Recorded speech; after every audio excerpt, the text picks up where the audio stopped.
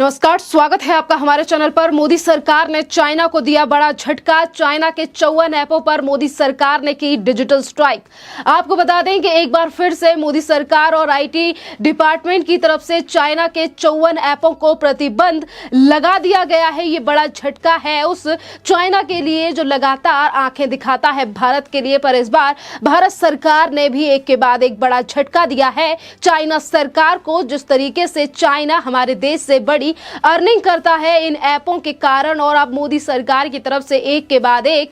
Digital strike की जा रही है चाइना के इन ऐपों को लेकर। इससे पहले 2020 में भी मोदी सरकार की तरफ से 224 ऐप्स को चाइना के बैन किया गया था, और उसके बाद जो सबसे पहले ये कड़ी स्टार्ट की गई थी, जिस तरीके से 2020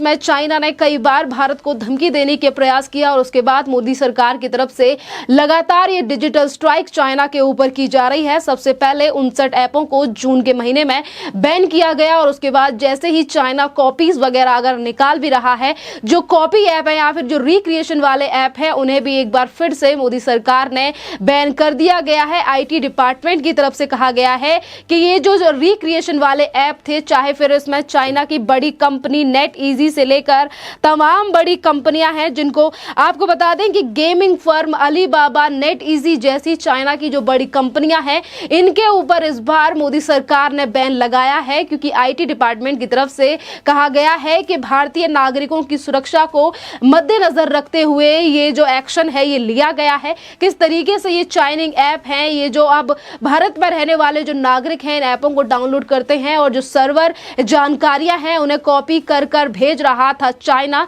और इन्हीं चीजों पर अब प्रतिबंध लगा दिया गया है डिजिटल स्ट्राइक करके मोदी सरकार की तरफ से। इससे पहले भी अगर हम देखें कि किस तरीके से ये जो विस्तारवादी चाइना की नीति है, कि एक तरफ गलवान घाटी में किस तरीके से भारतीय सैनिकों ने मुंह तोड़ जवाब दिया था चाइना के सैनिकों के लिए, और इसके बाद अब मोदी सरकार डिजिटल तरीके से जवाब दे रही है चाइना को कि किस तरीके से वो आंखें दिखा रहा था। क्योंकि आपको बता दें कि जब गलवान घाटी में की बात करें या फिर इससे पहले भी मोदी सरकार की तरफ से कई बार चाइना को धमकी दी गई है, और चाइना को चेताया भी गया है। देश के प्रधानमंत्री पहले ही कह चुके हैं कि ना ही तो हम किसी को आंखें दिखाते हैं, और जब कोई हमें आंख दिखाता है तो फिर हम उसे छोड़ते नहीं हैं। और यही कारण है कि अब चाइना को उसकी जगह अच्छी तरीके से दिखाई जा रही है, चाहे फिर वो गलवान घाटी को लेकर हो, लद्दाख को लेकर हो, कि जहां एक तरफ विस्तारवादी नीति को लेकर वो जो चाइना है वो लगातार भभकियां तो देता है, गीदड़ भभकियां, और जिसको लेकर कांग्रेस को भी ये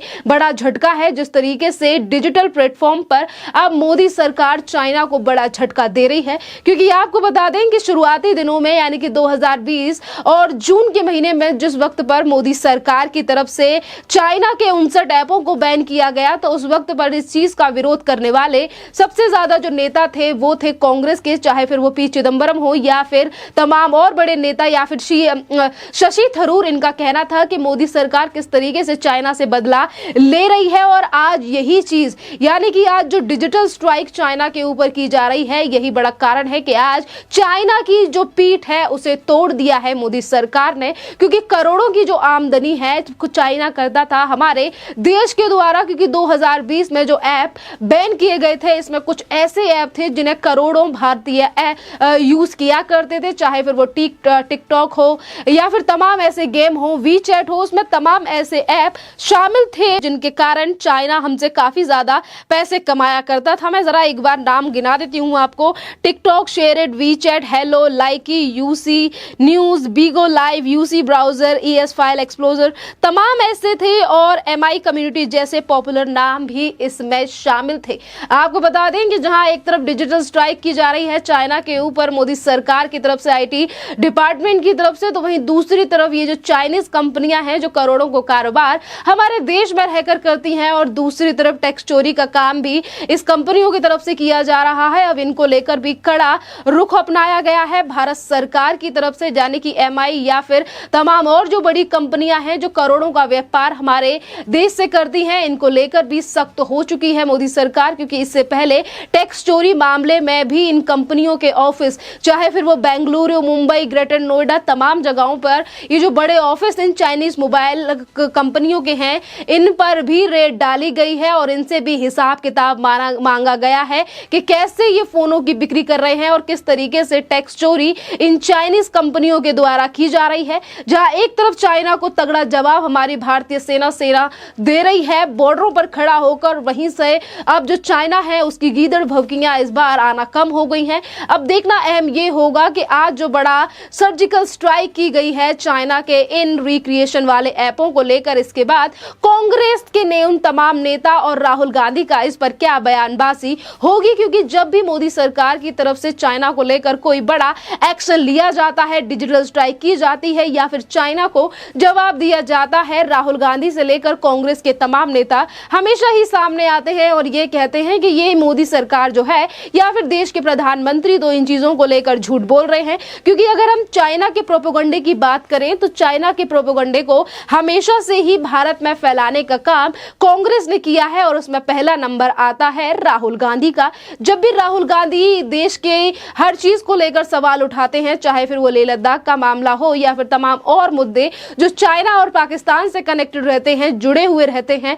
उसमें राहुल गांधी हमेशा ही मोदी सरकार से सवाल जवाब तो दागते हैं, पर वो एक शब्द नहीं कहते कि क्यों आखिरकार चाइना इस तरीके की चीजें कर रहा है या फिर पाकिस्तान, जहां से मणिशंकर जो कि कांग्रेस के एक बड़े नेता हैं और जो ये कहते हैं कि पाकिस्तान से हमें मदद चाहिए क्योंकि हमें अपने देश में प्रधानमंत्री को नरेंद्र मोदी को उनकी गद्दी से हटाना है। जिस तरीके से आज जो कांग्रेस का असली चेहरा है आज देश की जनता के सामने आ चुका है और यही बड़ा कारण है कि आज कांग्रेस का जमकर बहिष्कार हो रहा है। और जब भी कांग्रेस ने मोदी सरकार के द्वारा लाई गई नीतियों का या फिर डिजिटल स्ट्राइक के ऊपर सवाल उठाया है, देश की जनता ने राहुल गांधी से हमेशा एक ही सवाल किया है कि 2008 में जो MOU साइन किया था, आखिरकार उस डील में कांग्रेस ने क्या कहा था चाइना के साथ और कौन से वो कारण थे, कौन सी वो डील थी जिसको आज भी कांग्रेस उजागर नहीं करती है। तो जहां एक तरफ इस डिजिटल स्ट्राइक का बड़ा झटका जो चाइना के लिए लगा है और उसके बाद कहीं ना कहीं दुख हुआ होगा डिजिटल स्ट्राइक का पाकिस्तान के लिए, तो वहीं बड़ा झटका है ये कांग्रेस के लिए, क्योंकि कांग्रेस अपने देश से ज्यादा हमेशा पाकिस्तान और चाइना के लिए प्रेम दिखाती हुई नजर आती है। अब देखना अहम ये रहेगा कि किस तरीके से रिस्पॉन्स चाइना का जो ग्लोबल टाइम्स अखबार है वो किस तरीके से दिखाता है, क्योंकि जब भी बड़ी चीजें होती हैं या फिर चाइना सरकार, चाइना के जो प्रधानमंत्री है या फिर जिस तरीके से उनकी नीतियां हैं, अगर उस पर आकर सवाल खड़े हो जाते हैं तो चाइना हमेशा इन चीजों को छुपाने की कोशिश करती है। पर आज मोदी सरकार ने इसका हल भी ढूंढ लिया है। जो विस्तारवादी नीति को चलने वाले देश हैं या फिर जो सबसे बड़ा दुश्मन भारत का चाइना है, इसके कमर तोड़ने का इलाज भी भारत सरकार ने देख लिया है। और यही बड़ा कारण है कि हर साल मोदी सरकार की तरफ से चाइनीज ऐपों को लेकर और चाइनीज कंपनियों को लेकर सख्त कदम उठाए जा रहे हैं और इसीलिए देश के प्रधानमंत्री की तरफ से कहा गया है कि वो आत्मनिर्भर भारत बनाना चाहते हैं। और इसी कड़ी में जो बाहर की कंपनियां हैं, अगर वो देश के जो नियम कानून है उनके अनुरूप चलेंगी तो उन्हें चलने दिया जाएगा। अगर जिस तरीके से टैक्स चोरी की जा रही है, भारतीय नागरिकों की जो इंफॉर्मेशन है उसे जब्त किया जा रहा है, उसे कहीं ना कहीं सर्वर जिस तरीके से अपने देश में भेजा जा रहा है, ट्रांसफॉर्म किया जा रहा है, इन चीजों पर प्रतिबंध लगाने के लिए भी ये बड़ा एक्शन मोदी सरकार और IT डिपार्टमेंट की तरफ से उठाया गया है। खैर, इस टॉपिक पर आपका क्या कहना है, आप हमें कमेंट करके जरूर बताइए। धन्यवाद।